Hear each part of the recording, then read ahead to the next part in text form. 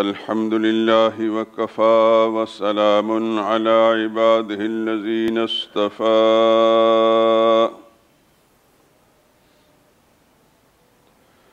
خصوصا على سيد الرسل وخاتم الأنبياء وعلى آله المجتبى وأصحابه الأتقياء.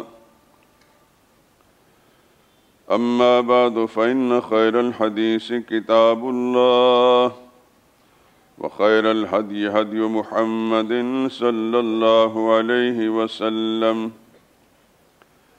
وشر الأمور محدثاتها وكل محدثة بدعة وكل بدعة ضلالة وكل ضلالة في النار. أعوذ بالله من الشيطان الرجيم. بسم الله الرحمن الرحيم.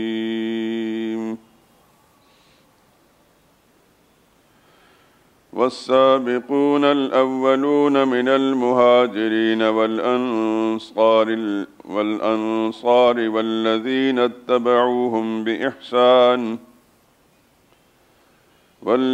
اتبعوهم بإحسان رضي الله عنهم ورضوا عنه وأعد لهم جنات تجري تحتها الأنهار خالدين فيها أبدا وذلك الفوز العظيم.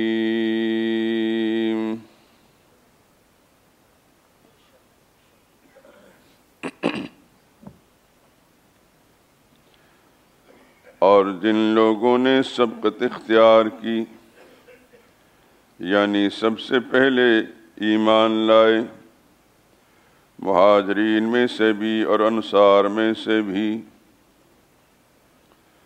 اور جنہوں نے نیکی کے ساتھ ان کی پیروی اختیار کی،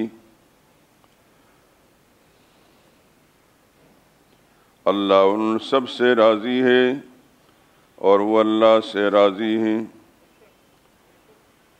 اور اللہ نے ان کے لیے باغات تیار کر رکھے ہیں جن کے نیچے نہریں بہہ رہی ہیں، وہ ہمیشہ ان میں رہا کریں گے، یہ بہت بڑی کامیابی ہے۔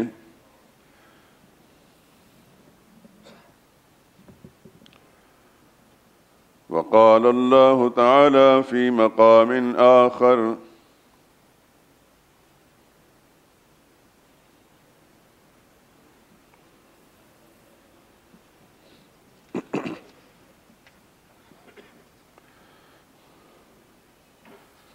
لا تجد قوما يؤمنون بالله واليوم الآخر يوادون من حاد الله ورسوله ولو كانوا آباءهم أو أبناءهم أو إخوانهم أو عشيرتهم أولئك كتب في قلوبهم الإيمان وأيدهم بروح منه ويدخلهم جنات تجري من تحتها الأنهار خالدين فيها رضي الله عنهم ورضوا عنه أولئك حزب الله ألا إن حزب الله هم المفلحون۔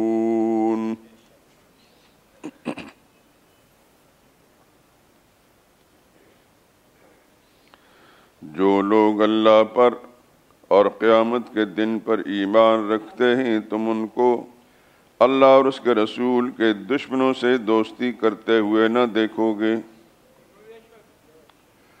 خواہ وہ ان کے باپ یا بیٹے یا بھائی یا خاندان ہی کے لوگ ہوں۔ یہ وہ لوگ ہیں جن کے دلوں میں اللہ نے ایمان پتھر پر لکیر کی طرح لکھ دیا ہے، اور اپنے غیبی فیض سے ان کی مدد فرمائی ہے، اور وہ ان کو جنتوں میں جن کے نیچے نہریں بہہ رہی ہیں داخل کرے گا، وہ ہمیشہ ان میں رہا کریں گے۔ اللہ ان سے راضی ہے اور وہ اللہ سے راضی ہیں۔ یہی جماعت اللہ کا لشکر ہے، اور سن لو کہ اللہ ہی کا لشکر کامیاب ہونے والا ہے۔ سبحان ربک رب العزت عما یصفون وسلام علی المرسلین والحمد للہ رب العالمین۔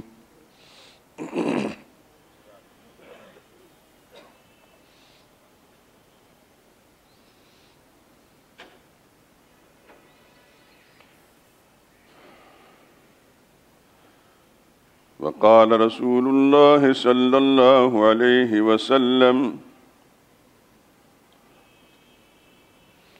أكرموا أصحابي فإنهم خياركم ثم الذين يلونهم ثم الذين يلونهم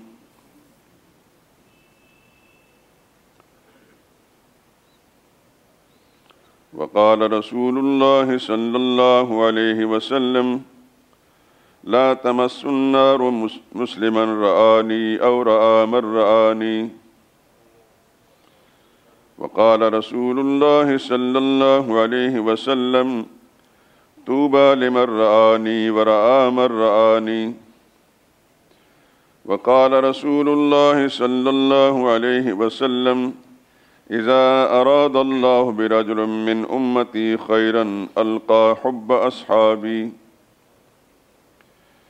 وقال رسول الله صلى الله عليه وسلم إن الله اختارني واختار لي أصحابا واختار لي منهم أسحارا وأنصارا فمن حفظني فيهم حفظه الله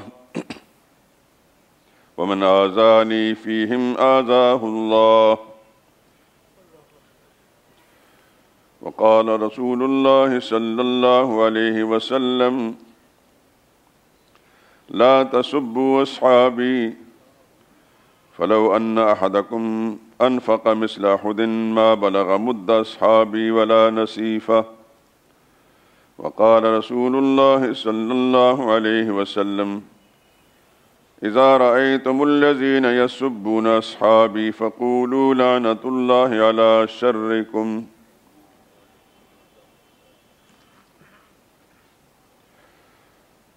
وقال رسول الله صلى الله عليه وسلم الله الله في أصحابي لا تتخذوهم غرضا من بعدي فمن أحبهم فبحبي أحبهم ومن أبغضهم فببغضي أبغضهم ومن آذاهم فقد آذاني ومن آذاني فقد آذى الله ومن آذى الله فيوشك أن يأخذه وقال رسول الله صلى الله عليه وسلم صاحب السر معاوية بن أبي سفيان فمن أحبه فقد نجا ومن أبغضه فقد هلك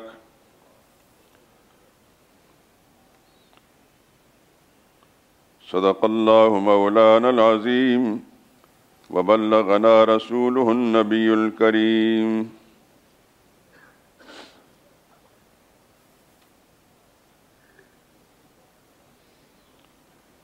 درود پاک پڑھ لیں۔ اللهم صل على محمد وعلى آل محمد كما صليت على إبراهيم وعلى آل إبراهيم إنك حميد مجيد اللهم بارك على محمد وعلى آل محمد كما باركت على إبراهيم وعلى آل إبراهيم إنك حميد مجيد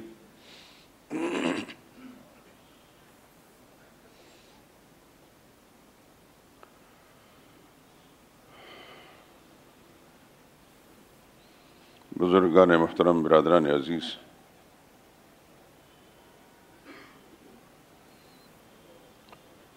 قرآن حکیم کی دو آیات کریمہ یعنی سورہ توبہ کی آیت نمبر 100 اور سورہ مجادلہ 28ویں پارے کی پہلی سورت کی آخری آیت ترجمے سمیت آپ حضرات کی خدمت میں پیش کی ہے، اور اس کے ساتھ چند احادیث مبارکہ بھی جن کا ترجمہ تو ابھی نہیں سنایا، لیکن انشاءاللہ گفتگو کے دوران بہت ساری باتیں آئیں گی۔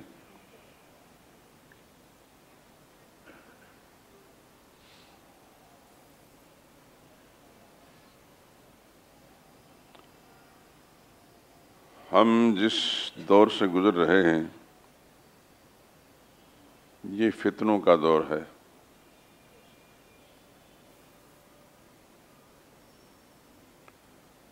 طرح طرح کے فتنے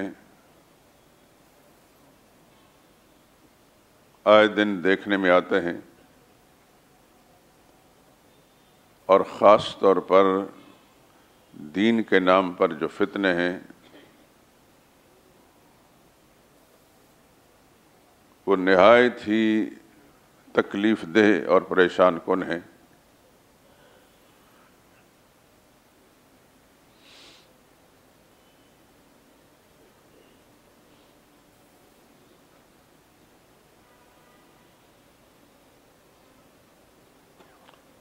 پاکستان جب یہ بنایا گیا تھا، شاید اس زمانے میں یہ فتنے اتنے عروج پر نہ ہوں، یا ان کو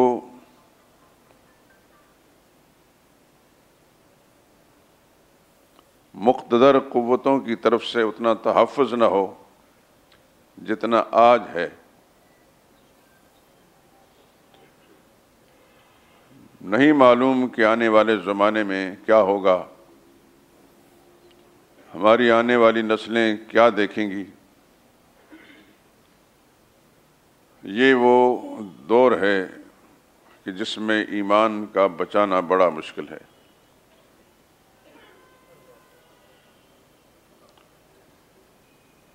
سرور عالم صلی اللہ علیہ وسلم نے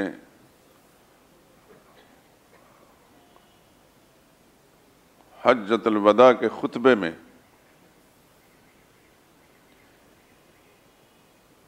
یہ حضور صلی اللہ علیہ وسلم کا آخری حج تھا، اور اس میں جو ارشاد فرمایا وہ ایک منشور انسانیت ہے، پوری انسانیت کا قیامت تک کے لیے منشور ہے، زندگی گزارنے، کامیاب زندگی گزارنے کا ایک طریقہ ہے۔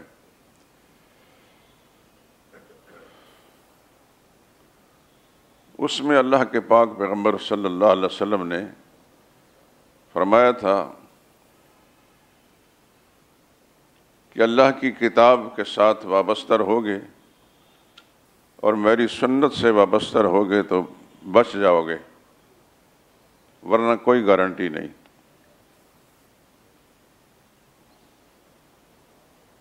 آپ حضرات بھی اپنی شعوری زندگی میں بہت کچھ سن چکے ہیں اور سنتے رہیں گے۔ میں نے بھی اپنی اس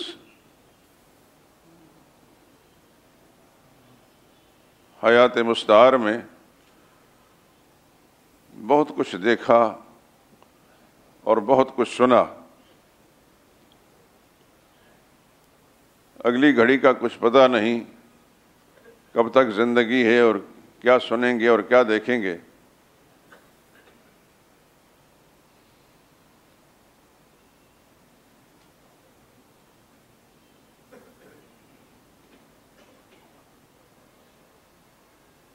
سب سے زیادہ تکلیف دہ بات یہ ہے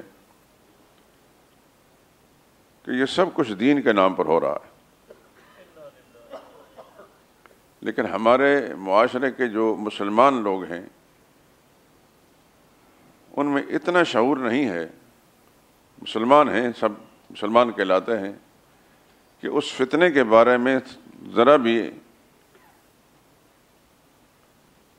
کوئی احتجاج کر سکیں یا اس کے دفاع میں کوئی کام کر سکیں۔ جو آتا ہے جس شکل سے آتا ہے آمنا وسلمنا اس کو قبول کر لیتے ہیں۔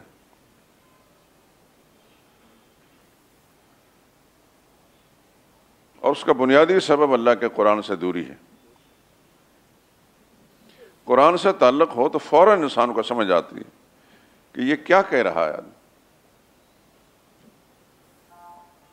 اور اگر اس کا دفاع نہیں کر سکتا، رد نہیں کر سکتا، کم از کم اپنے آپ کو بچا سکتا ہے۔ لیکن قرآن سے ہی تعلق کرنا ہو، جو چاہے کھڑا ہو کر دین کے نام پر بیان کر رہے، سر دھون دیں، ٹھیک ہے جی، یہ بھی ٹھیک ہے، یہ بھی ٹھیک ہے، یہ بھی ٹھیک ہے، کل کیا سنا تھا وہ بھی ٹھیک تھا، اور آج کیا سنتا ہے یہ بھی ٹھیک ہے۔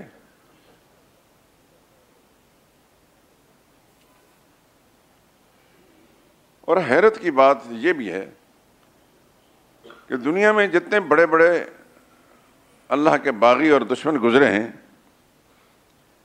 ایک فرعون بھی تھا اس دھرتی پر، اس کو کوئی برا نہیں کہے گا۔ نمرود بھی تھا، اس کو کوئی برا نہیں کہتا۔ اس کے علاوہ بے شمار تھے۔ سرور عالم صلی اللہ علیہ وسلم کے زمانے میں ابو جہل گزرا ہے، اس کی پارٹی کے بڑے بڑے سرغنے گزرے ہیں، ان کو کوئی برا نہیں کہتا۔ زبانیں کھلتی ہیں تو سرور کائنات صلی اللہ علیہ وسلم کے مخلص صحابہ کے خلاف، ملعون دماغوں سے سوچ کر اور ناپاک قلموں سے لکھتے ہیں تو صحابہ کے خلاف،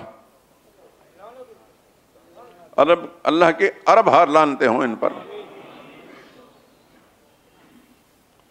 کیا ابو جہل کے ساتھ ان کی رشتہ داری ہے؟ فرعون اور نمرود کے ساتھ ان کا کوئی رشتہ ہے؟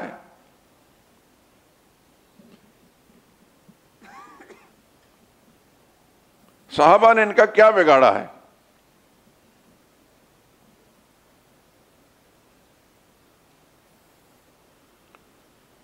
قربان جائیں محمد مصطفیٰ صلی اللہ علیہ وسلم کی ذات اقدس پر صلی اللہ علیہ وسلم۔ اسی خطرے کی بنا پر، اسی اندیشے کی بنا پر رسول اللہ صلی اللہ علیہ وسلم نے پہلے سے کچھ ایسے ارشاد فرمائے، مثلا اذا ظہرت الفتن او البدع وسبت اصحابی، جب فتنے ظاہر ہوں، بدعات پھیل جائیں اور میرے صحابہ کو برا کہا جانے لگے، فَلْيُظْهِرِ الْعَالِمُ عِلْمَهُ، تو پھر عالم دین پر لازم ہے کہ اپنے علم کو ظاہر کرے اور خطرے سے مسلمانوں کو آگاہ کرے، سچ اور جھوٹ کی تمیز کر کے لوگوں کو دکھائے کہ یہ سچ ہے اور یہ جھوٹ ہے۔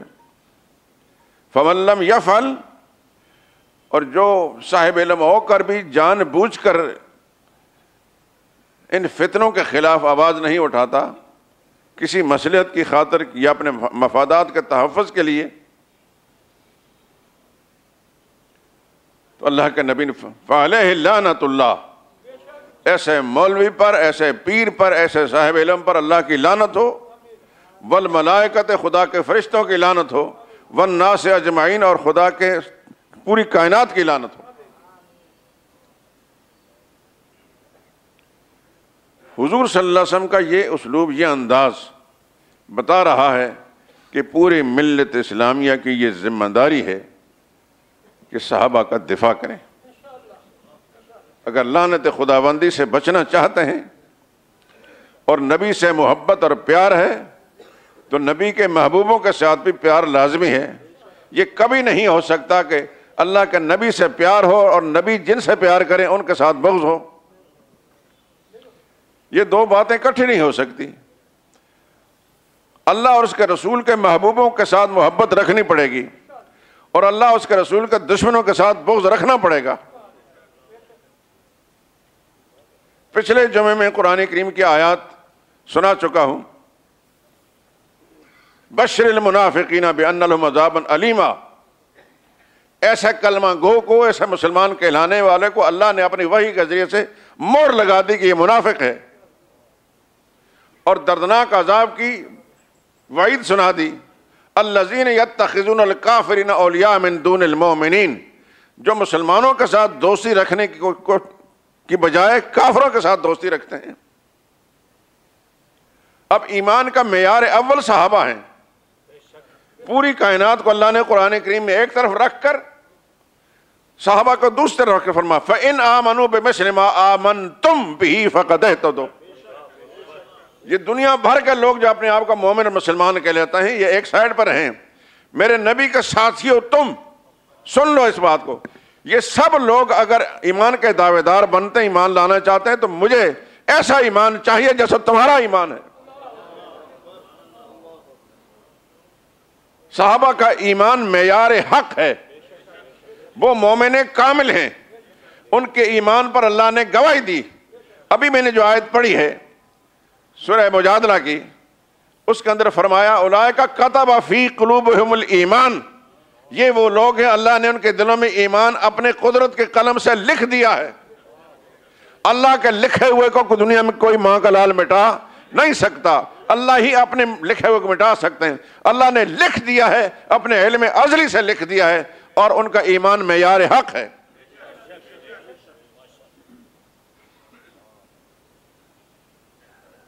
کہیں قرآن کریم کہتا ہے اولئک الذین امتحن اللہ قلوبہم، یہ وہ لوگ ہیں اللہ نے ان کے دلوں کا امتحان لیا ہے. دیکھیے اس دنیا میں امتحان لیے جاتے ہیں لیکن ذہنوں کے امتحان لیے جاتے ہیں، لیکن اللہ نے اسلوب بدل لیا امتحان کا، فرمایا کہ ان کے ذہنوں کا نہیں، ان کے دلوں کا امتحان لیتا ہوں. تو اللہ نے خود فرمایا کہ میں نے جب دلوں کے امتحان لیا تو اندر سے تقوی نکلا. یہ وہ سچائیاں ہیں، یہ کوئی روایت نہیں پیش کر رہا کہ آسانی سے کوئی رد کر دے، یہ آیت ہے اور یہ اللہ کا علم ہے.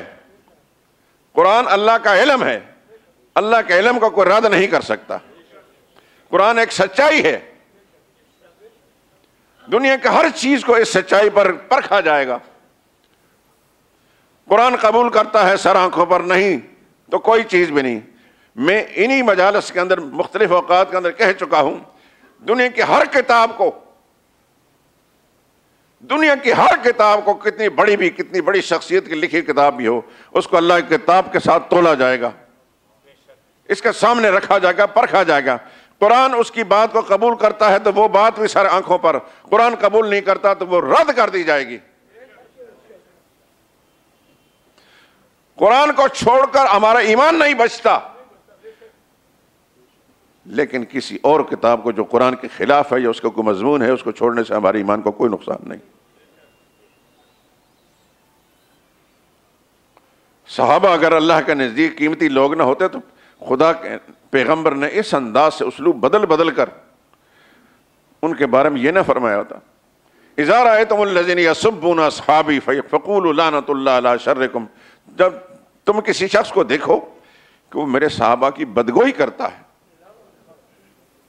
عربی زبان کے دو جملے ہیں ذہن میں رکھ لیجئے، آپ بھی بولتے ہیں سب اور شتم. سب و شتم، سب بھی عربی زبان کا جملہ ہے اور شتم بھی عربی زبان کا. سب کا معنی ہے بدگوئی کرنا اور شتم کا معنی ہے گالی بکنا. اللہ نے یہ نہیں فرمایا کہ جو صحابہ کو گالی بکے اس پر لعنت بھیجو، فرمایا گالی سے نیچے درجے کی جو سب ہے، یعنی مطلق بدگوئی کسی طریقے سے، اس پر بھی خدا کی لعنت بھیجو. آپ حضرات پڑھے لکھے، میں تھوڑا فرق بتا رہا ہوں. سب و شتم کا یہ فرق ہے. سب مطلق برائی سے کہتے ہیں کہ اس نے یہ کام کیا، اچھا کام نہیں کیا، یہ سب ہے. اور جو گالی بکتا ہے کوئی، یہ شتم ہے. گالی بکنا دور کی بنا پر صحابہ اکرام کے بارے میں نبی نے فرمایا ادنا قسم کی برائی کرنے والے پر بھی خدا کی لعنت ہے.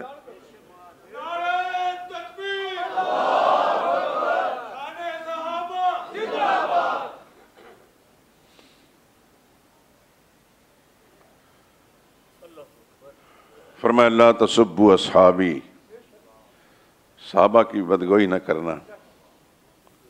سب اس لفظ کو ذہن نشین فرما لیجئے. یہ نہیں فرمایا گالی نہ دینا، وہ تو بہت بڑا جرم ہے. دوسرے ارشاد میں فرمایا کہ جو صحابہ کی بدگوئی کرتا ہے وہ میرا دشمن ہے. صحابہ کو گالی دینے والا مجھے گالی دے بکتا ہے. کوئی معمولی بات ہے یہ؟ لا تسبوا اصحابی، بدگوئی بھی نہ کرنا، ادنا برائی سے بھی تذکرہ نہ کرنا. لو ان احدکم انفق مثل احد بالفرض، تم میں سے کوئی شخص بڑا مالدار ہے، دولت مند ہے، پانی کی طرح دولت اللہ کی راہ میں بہاتا ہے، خدا کی راہ میں مال خرچ کرتا ہے اور اتنا خرچ کر لے جتنا احد پہاڑ ہے. دیکھا ہے آپ نے؟ یقیناً دیکھا ہوگا جس کو اللہ نے وہاں کی حاضری کی سعادت نصیب فرمائی ہے. میں جب بھی جاتا ہوں تو حضور کے اس فرمان کو سامنے رکھ کر کتنی دیر تک اس احد پہاڑ کو میں دیکھتے رہتا ہوں. آپ نے فرمایا لو ان احدکم بالفرض، یقیناً دنیا میں کوئی ایسا انسان نہیں جس کے پاس احد پہاڑ جتنا سونا ہو،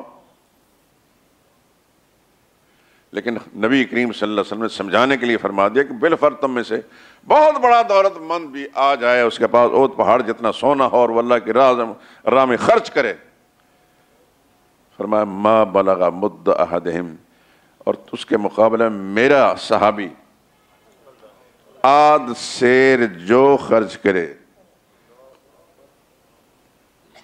سیر بھی نہیں، مد کہتے ہیں آدھ سیر کو، آدھ کلو کو، تم احد پہاڑ جتنا سونا خرچ کرو، میرا صحابی میرا ساتھی مد خرچ کرے، ایک آدھ سیر جو خرچ کرے، کہاں سونا اور کہاں جو، ما بلغ مد احدہم ولا نصیفہ، اس کے ہاف تک بھی نہیں پہنچ سکتا. کوئی مقام ہے خدا کے نزدیک، خدا کے رسول کے نزدیک. اب ایک مثال میں عرض کرتا ہوں قرآن کریم سے ہی. وَلَا تَطْرُدِ الَّذِينَ يَدْعُونَ رَبَّهُمْ بِالْغَدَاةِ وَالْعَشِيِّ يُرِيدُونَ وَجْهَهُ مَا عَلَيْكَ مِنْ حِسَابِهِمْ مِنْ شَيْءٍ وَمَا مِنْ حِسَابِكَ عَلَيْهِمْ مِنْ شَيْءٍ فَتَطْرُدَهُمْ فَتَكُونَ مِنَ الظَّالِمِينَ.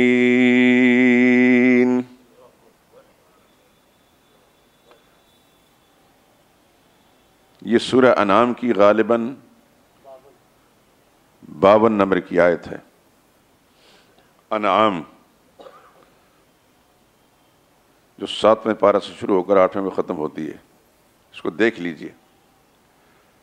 وَلَا تَطْرُدِ الَّذِينَ، حضور کو اللہ مخاطب فرماتے ہیں. کچھ لوگ رسول اللہ صلی اللہ علیہ وسلم کی خدمت میں آ کر بیٹھتے کہ آقا کا چہرہ انور اس کی زیارت ہوتی رہے صلی اللہ علیہ وسلم و رضی اللہ عنہ، اور آپ کی زبان مبارک سے جب موتی نکلے ان کو ہم چنتے رہے. ہوتے اکثر غریب. ایک دفعہ ایسا ہوا، مشرکین اور منافقین کے سرغنوں نے، وڈیروں نے، جاگیرداروں نے، نوابوں نے، جو اس زمانے کے تھے، چاہے اس کے لیے اصطلاح نہ ہو، یہ میں اپنے زبانی کی اصطلاح استعمال کر رہا ہوں، سرداروں نے، سردار تو تھے نا، حضور صلی اللہ علیہ وسلم کو پیغام بھیجا کہ ہم آپ کے پاس آنا چاہتے ہیں، آپ کی بات سننا چاہتے ہیں. سارے دوست دھیان سے میری بات کو سمجھیں اور زندگی بھر اس کو دل و دماغ میں رکھیں. آیت کا میں نے حوالہ بھی دے دیا، جہاں چاہیں دنیا کی کوئی تفسیر اٹھا کر دیکھ لیں، بشرطے کسی مسلمان کی لکھی ہو.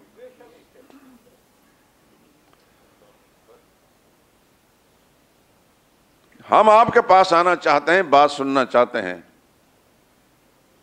اگر کچھ سمجھ میں آئی تو قبول کر لیں گے، آپ کی بات مان لیں گے، لیکن ایک شرط ہے. شرط کیا ہے؟ شرط یہ ہے کہ آپ کی مجلس میں ابو ذر بیٹھتے ہیں، غریب آدمی ہیں، عمار بیٹھتے ہیں، غریب آدمی ہیں، عبداللہ بن مسعود ہوتے ہیں، غریب آدمی ہیں، غریب خاندان کے لوگ ہیں. ہم اپنی توہین سمجھتے ہیں کہ ان نیچ قسم کے لوگوں کے پاس بیٹھ کر آپ کی بات سنیں. انہوں نے اپنی زبان استعمال کی.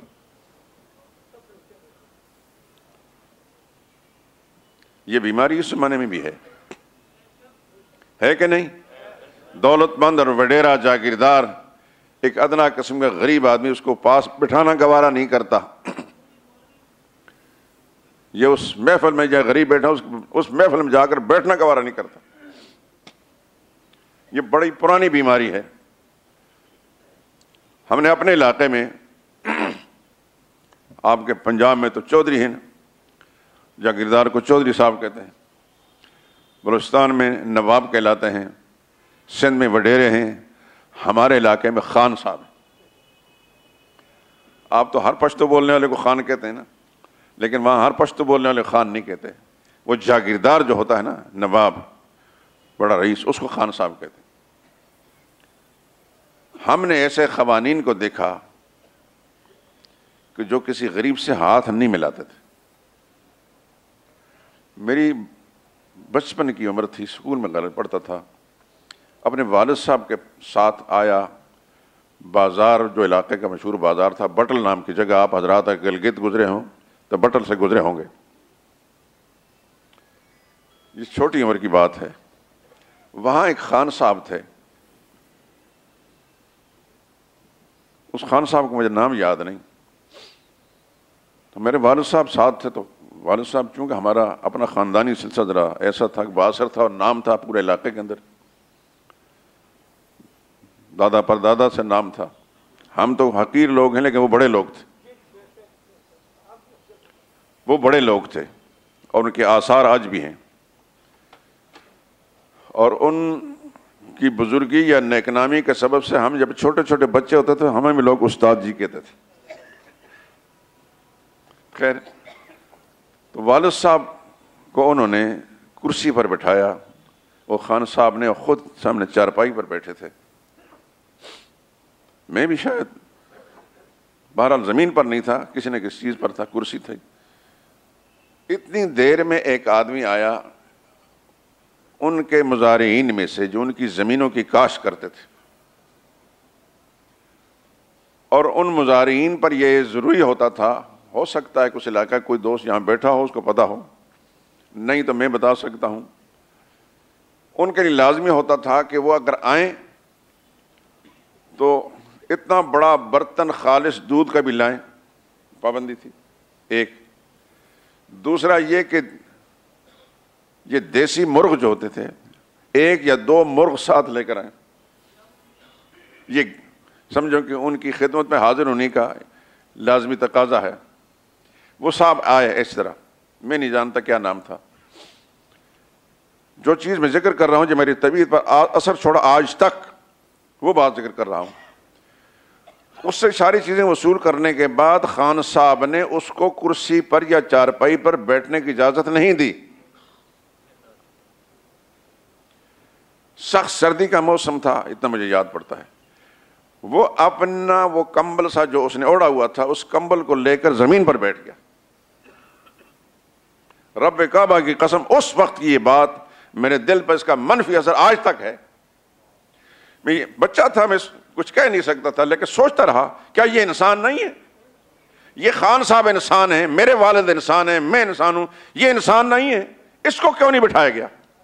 جب اس سے تحفے تحائف بھی لے لیے سب کچھ، بعد میں جب شعوری زندگی آتی رہی پتہ چلا کہ یہ جاگیردار اور وڈیرے اپنے برابر کسی انسان کو انسان نہیں سمجھتے، یہ کیڑے مکوڑے ہوتے ہیں۔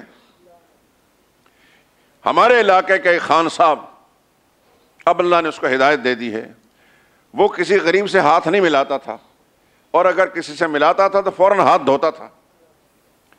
بعد میں اللہ نے اپنی رحمت کے ساتھ ہماری تبلیغی جماعتیں جب علاقے میں پھیلیں اور اس تک وہ رسائی ہوئی، اس کی ہدایت کو خدا نے سامان بنا دیا، کوئی بات اس کے دل پر لگی، جماعتوں کے ساتھ چلنے لگ گیا، وہ سارا کر و فر و غرور و تکبر و تمتراق جو ہے دماغ سے نکلا۔ پھر ہم نے اپنی آنکھوں سے دیکھا کہ وہ لوگوں کی جوتیاں سیدھی کر رہا ہے۔ یہ دین کی برکات ہوتی ہیں۔ تھوڑا سا میں نے پس منظر بیان کر دی کہ ان متکبرین نے، مشرکین نے حضور سے یہ شرط لگائی کہ آپ کے مجلس کے اندر یہ غریب اور نادار نیچے لوگ بیٹھتے ہیں، ہم ان کے سامنے، ان کی موجودگی میں آپ کے پاس نہیں بیٹھ سکتے، ہماری توہین ہے، ان کو ہٹائیں۔ آپ حضرات یہ سمجھتے ہیں کہ نبی کریم صلی اللہ علیہ وسلم اس معاملے میں لوگوں کو دین کی طرف لانے میں سخت خواہش مند رہتے تھے کہ کسی نہ کسی طریقے سے ان کو ہدایت مل جائے۔ اس شرط کو سننے کے بعد رسول اللہ نے سوچا کہ یہ تو اپنے لوگ ہیں، مخلص لوگ ہیں، ان کو اگر دینی مصلحت کی خاطر چند منٹ کی دائیں بائیں کر دیا جائے اور وہ آئیں کم وقت، شاید کوئی دین کی بات سن کر ان کو ایمان ہدایت مل جائے. یہ ابھی رسول اللہ نے سوچا ہی تھا، ہٹایا نہیں تھا ان کو. تو دلوں کا حال جاننے والا رب، میرے نبی سوچ رہے ہیں ان مشرکین کے مطالبہ پر ان مخلصین کو ہٹانے کا، فوراً وحی آ گئی. وَلَا تَطْرُدِ الَّذِينَ يَدْعُونَ رَبَّهُمْ بِالْغَدَاةِ وَالْعَشِيِّ، میرے حبیب مت ہٹائیے ان لوگوں کو جو صبح بھی اللہ کو پکارتے ہیں اور شام کو بھی اللہ کو پکارتے ہیں. ان کی یہ پکار، ان کی یہ دعائیں، ان کی یہ عبادت، ان کا یہ ذکر اذکار ریاکاری کے لیے نہیں ہوتا. اللہ فرماتے ہیں یریدون وجہہ، یہ اپنے دل کی گہرائیوں سے اپنے رب کو پکارتے ہیں، اپنے رب کی رضا چاہتے ہیں. ما علیک من حسابہم من شیء، وہ مشرک جو مطالبے کرتے ہیں یہ شرط لگا کر آنے کا مطالبہ کرتے ہیں، فرمایا اگر آتے ہیں تو اسی حال میں آئیں، نہیں آتے تو نہ آئیں. ما علیک من حسابہم من شیء، اگر وہ کافر رہتے ہیں ان کے کافر رہنے پر ہم نے آپ سے کوئی مطالبہ نہیں کرنا، کوئی سوال نہیں کرنا کہ وہ کافر کیوں رہے. فتطردہم، ان کی خواہش پر اگر ان مخلصین کو اپنی مجلس سے ہٹا دیں گے، فتکون من الظالمین، آپ بھی پھر منصفین انصاف والوں میں سے نہیں ہوں گے. یہ ہے مقام میرے رب کے نزدیک صحابہ کا. میں کہانیاں نہیں سناتا میرے دوست، آپ گواہ اس بات پر. میں ہمیشہ اللہ کا قرآن آپ کو سناتا ہوں اور سرور کائنات کا فرمان سناتا ہوں.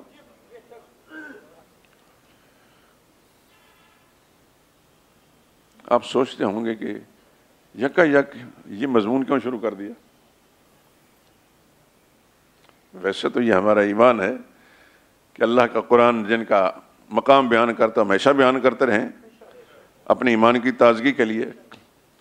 لیکن آج اس لیے اس مضمون کو میں نے چھیڑا، ایک ایسی شخصیت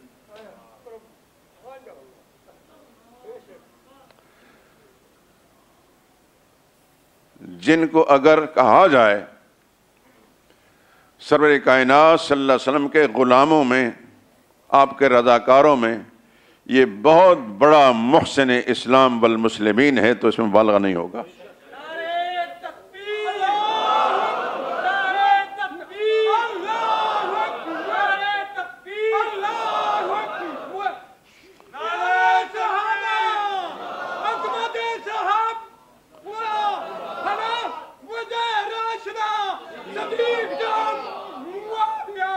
جزاک اللہ. آپ صاحب آپ زور نہ لگائیں، اللہ آپ کو جزائے خیر دے، آپ کے جذبہ قبول فرمائے، لیکن آپ ایسا نہ کریں. یہ اور ہمارے نوجوان موجود ہیں، اللہ ان کو ہمت دے کہ اپنے مسلمان بھائیوں کے خون کو گرماتے رہیں، ان ایمان کی گرمی موجود رہے اور یہ جذبہ ہمیشہ زندہ رہے.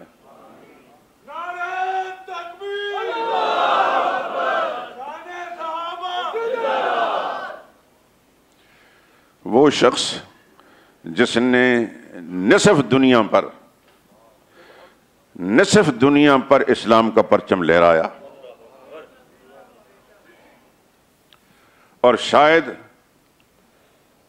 دشمن اس لیے بھی اس کی ذات میں کیڑے نکالتا ہے اور نکالتا رہا ہے کہ اس کو یہ گوارا نہیں کہ اتنا بڑا محسن اسلام والمسلمین. میں نے ایک حدیث ابھی آپ کو سنائی، صاحب السری معاویہ بن ابی سفیان، معاویہ بن ابی سفیان میرا رازدان ہے. فمن احبہ فقد نجا، جو اس سے پیار کرتا ہے وہ بچ گیا، جس نے اس کے ساتھ بغض رکھا فقد ہلاک، وہ برباد ہو گیا.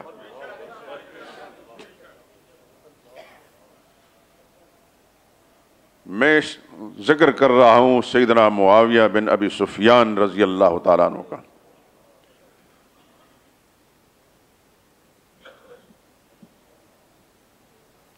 یہ مہینہ آج پاکستانی تقویم میں رجب المرجب کی 17 تاریخ ہے، اور اس کی 22 تاریخ کو، رجب المرجب کی 22 تاریخ کو سیدنا ابو سفیان رضی اللہ تعالیٰ عنہ کی یوم وفات ہے، معاویہ بن ابی سفیان۔ اور آپ حضرات جانتے ہیں، خصوصاً لاہور والے، پنجاب والے، بچپن سے آپ دیکھتے چلے آ رہے ہیں، اور خدا کرے کہ آئندہ آپ اور آپ کی نسلیں نہ دیکھیں کہ ایک بد نصیب، ازلی نسلی بد نصیب گروہ، ازلی اور نسلی بد نصیب گروہ، وہ سیدنا معاویہ بن ابی سفیان رضی اللہ تعالیٰ عنہ کے یوم وفات پر خوشیاں مناتا ہے، ایک دوسرے کی دعوت کرتے ہیں، کھانے کھلاتے ہیں۔ ریاست رامپور ہندوستان سے یہ کام چلا تھا، پھر چلتے چلتے آپ کے پنجاب میں بھی آیا۔ آپ حیران ہوں گے کہ ہمارے علاقے میں یہ بیماری نہیں تھی، آج تک نہیں ہے، الحمدللہ العظیم۔ لیکن یہاں جب میں آیا تو یہ سب کچھ مجھے معلوم ہوا، اور آپ کو یاد ہوگا کئی سال پہلے میں نے 22 رجب کے کنڈے کے نام سے ایک چھوٹا سا پمفلٹ لکھا تھا، وہ ہزاروں نہیں لاکھوں کی تعداد میں پاکستان کے مختلف علاقوں کے اندر پہنچ چکا ہے، اور میں اللہ کا شکر ادا کرتا ہوں الحمدللہ العظیم کہ ایک بڑا طبقہ ہمارے مسلمان بھائیوں کا، مارکیٹوں میں رہنے والے کاروباری دوستوں کا اس مسئلے کو سمجھ گیا، اور اس دن میں باقاعدہ وہ چھٹی منایا کرتے۔ کیوں جی؟ لیکن وہ چھٹی بھی ختم ہو گئی، لوگوں کو سمجھ میں آ گئی۔ میرے حقیر سے انسان کی ایک حقیر سی کوشش کو اللہ پاک نے پذیرائی بخشی۔ تو میں بات یہ کر رہا ہوں کہ 4 دن بعد جو بھی بد نصیب بدبخت ہوگا وہ خوشیاں منائے گا، مگر میں اپنے مسلمان بھائیوں کو اس چیز سے آگاہی کرتا ہوں، صرف آگاہ نہیں کرتا، کوشش کرتا ہوں بچانے کی، کہ وہ بھی بچ جائیں، ان کی نسلیں بھی بچ جائیں، کہ صحابہ اکرام پیار کرنے کی چیز ہیں، ان کی وفات پر جشن منانا کسی مسلمان کا کام نہیں۔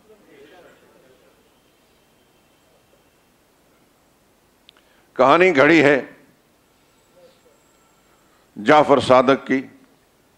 امام جعفر صادق نے فرمایا کہ اس دن میں جو میرے نام کے کنڈے بھرے گا تو میں ضمانت دیتا ہوں کہ سارے کام ہو جائیں گے، وغیرہ وغیرہ۔ از اول تا آخر جھوٹ جھوٹ جھوٹ ہے۔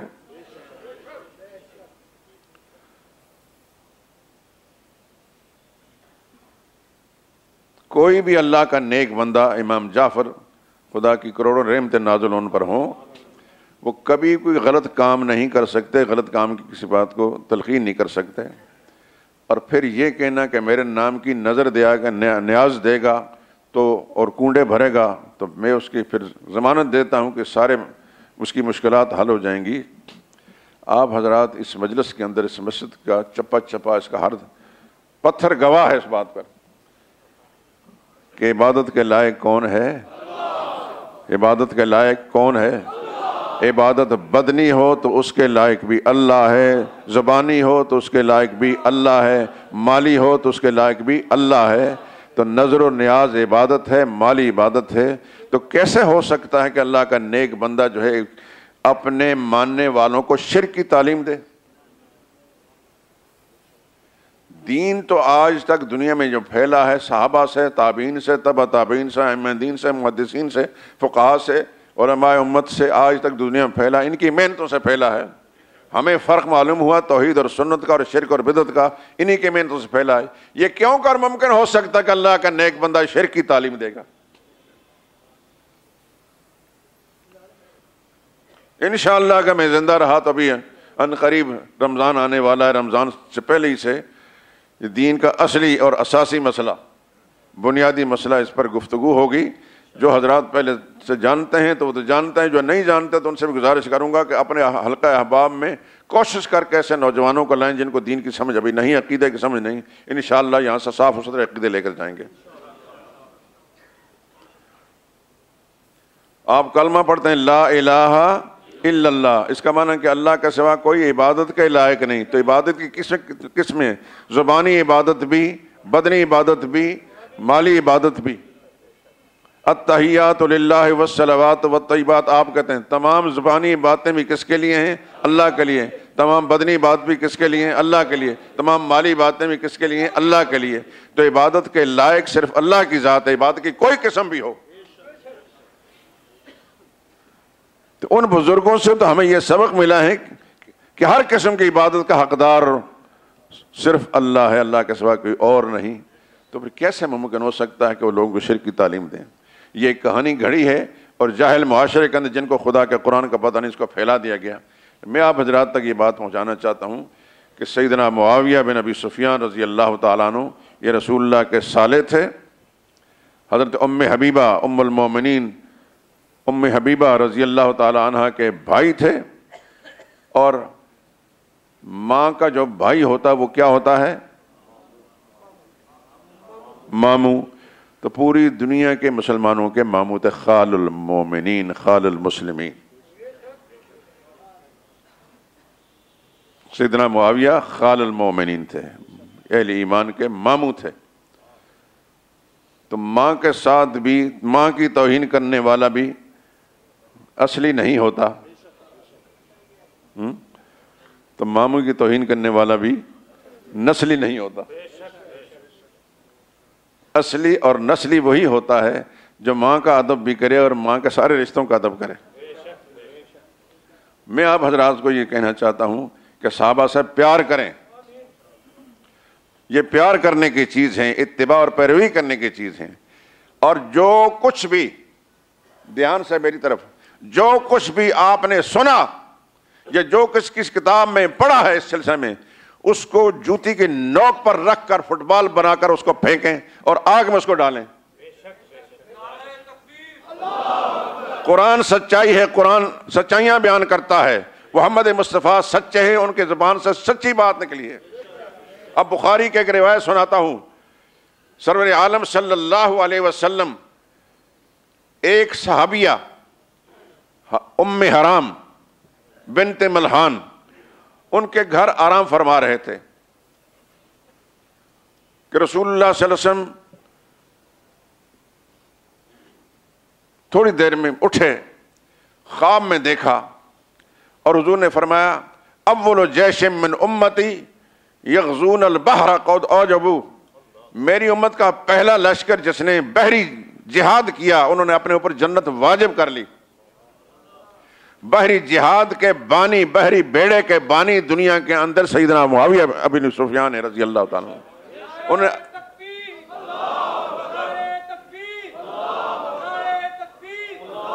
انہوں نے اپنے زمانے کے اندر 16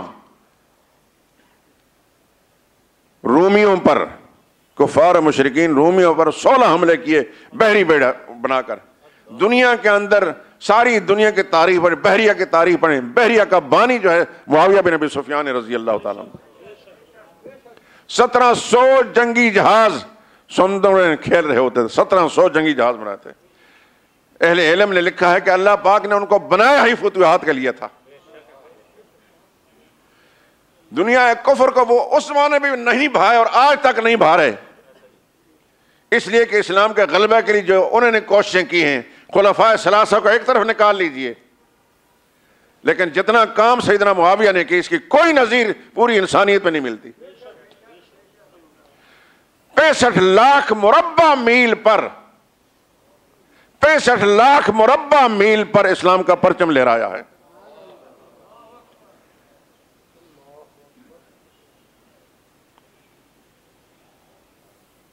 حضور صلی اللہ علیہ وسلم اور سیدنا صدیق اکبر رضی اللہ تعالیٰ عنہ کے زمانے میں اسلامی مملکت کا رقبہ 10 لاکھ مربع میل تک پہنچا. سیدنا فاروق اعظم نے 22 لاکھ تک پہنچایا. سیدنا عثمان نے 35 لاکھ تک پہنچایا. اور پھر سیدنا معاویہ نے، سیدنا علی کے زمانے فتوحات نہیں ہوئی، سیدنا معاویہ نے 35 لاکھ سے اٹھا کر 65 لاکھ مربع میل تک پہنچایا. اسی کوئی نظیر روئے زمین پر نہیں ملتی میرے دوستوں. کوئی مانے یا نہ مانے، آپ میرے بھائی ہیں، میرے دوست ہیں، میرے محبوب ہیں. اس لیے آپ کی ایمان کی بقا مجھے ایسی عزیز جیسے مجھے اپنے ایمان کی بقا عزیز ہے. آپ کی بھلائی مجھے اتنی عزیز جتنی اپنی بھلائی عزیز ہے. اس لیے صاف صاف باتیں کہتا ہوں کہ دنیا کے کسی بھی خرافات کو سن کر، کسی بھی میڈیا سے کسی نے خرافات بکی ہوں، ٹی وی سے کسی مولوی نے، کسی پیر نے، کسی ذاکر نے، یا کسی پرنٹ میڈیا کے اندر، کسی اخبار کے اندر، کسی رسالے کے اندر آپ نے پڑھا ہو، ان پر پھٹکار بھیج کر، لعنت بھیج کر اللہ قرآن کی طرف واپس ہو جائیے. اور قرآن کہتا ہے والسابقون الاولون من المہاجرین والانصار والذین اتبعوہم بإحسان. سورہ توبہ کے 100 نمبر کی آیت ذہن میں رکھیے.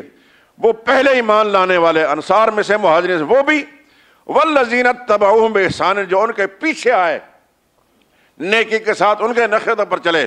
ان سب کو اللہ نے اکٹھا کر فرما رضی اللہ عنہم ورضوا عنہ، اللہ ان سب سے راضی ہے اور یہ اللہ سے راضی ہیں. جن کے دلوں میں اللہ نے ایمان اپنے قلم سے لکھ دیا ہے. کوئی ماں کا لال ہے اس کو مٹا سکتا ہے؟ جن کے بارے میں اللہ نے فرمایا اولئک حزب اللہ، یہ اللہ کی فوج ہے، اللہ کی جماعت ہے. یہ میں تو نہیں کہتا، قرآن سے ہٹائیے اس آیت کو. اولئک حزب اللہ، یہ اللہ کی جماعت ہے. کیا کیا اللہ پاک نے فرمایا، سبحان اللہ. ابھی میں نے آج جو پڑھی ہے کہ رسول اللہ صلی اللہ علیہ وسلم کو اجازت نہیں دی کہ ان صحابہ کو ہٹائیں. وَاصْبِرْ نَفْسَكَ مَعَ الَّذِينَ يَدْعُونَ رَبَّهُمْ، حضور کو فرمایا میرے پیغمبر آپ ان لوگوں کے ساتھ بیٹھیے جو صبح شام اپنے رب کو پکارتے ہیں. ان کو ہٹانے کی اجازت نہیں، ان کے پاس آپ بیٹھیں. اس کے معلوم ہوا کہ اللہ کے نزدیک ان کی قیمت بہت زیادہ ہے. ایک نابینا صحابی ہیں، کیا نام ہے ان کا؟ عبداللہ بن ام مکتوم. وہ نابینا تھے، نظر نہیں آ رہا تھا. تشریف لائے، رسول اللہ صلی اللہ علیہ وسلم سے کچھ پوچھنا چاہتے تھے. ان کا کام کیا تھا؟ اللہ کا دین یہی سیکھنا، یہی پوچھنا. حضور صلی اللہ علیہ وسلم اس وقت کسی اور کام پر متوجہ تھے، کسی کو بات سمجھا رہے تھے. تو انہوں نے بار بار رسول اللہ کو اپنے طرف متوجہ کرنے کی کوشش کی. تو نبی کریم صلی اللہ علیہ وسلم نے کچھ ناگواری کا اظہار فرمایا. تو اللہ کی وحی آ گئی. عبس وتولی ان جاءہ الاعمی، پیشانی پر شکنیں ڈال دی اور منہ پھیر لیا جبکہ ان کے پاس نابینا آیا تھا. وما یدریک لعلہ یزکا، میرے پیغمبر آپ کو کیا پتا کہ یہ کوئی اچھی بات سیکھنے کے لیے آئے ہوں. اما من استغنا فانت لہ تصدی، اور آپ کی مجلس میں ایسے لوگ متکبرین کچھ بیٹھے ہوئے ہیں، آپ ان کی طرف متوجہ ہیں، ان کو دین سمجھانے کی کوشش کر رہے ہیں. لیکن یہ جو آیا ہے یہ کہیں زیادہ مخلص انسان ہے. وما علیک اللہ یزکا، وہ مانتے ہیں یا نہیں مانتے، آپ پر کوئی مواخذہ نہیں ہوگا کہ یہ نہیں مانتے، ان کو مت چھوڑیے. میں کہاں سے قرآن کریم کی آیت، میں نے صرف بطور سمپل نمونہ کچھ قرآن کی آیتیں آپ حضرات سامنے پیش کی ہیں. زندگی اگر رہی تو اس کو مستقل موضوع بنا کر، جس طرح ازواج مطہرات کا تذکرہ مستقل موضوع بنا کر آپ کی خدمت پیش کیا ہے، انشاءاللہ صحابہ کا تذکرہ مستقل موضوع بنا کر پیش کروں. آپ دعا کریں کہ اللہ مجھے ہمت دے، اللہ آپ کو بھی سلامت رکھے، اللہ تعالیٰ مجھے ہمت دے، اور انشاءاللہ العزیز کام چلتا رہے گا. سبحانک اللہم و بحمدک اشہد ان لا الہ الا انت استغفرک.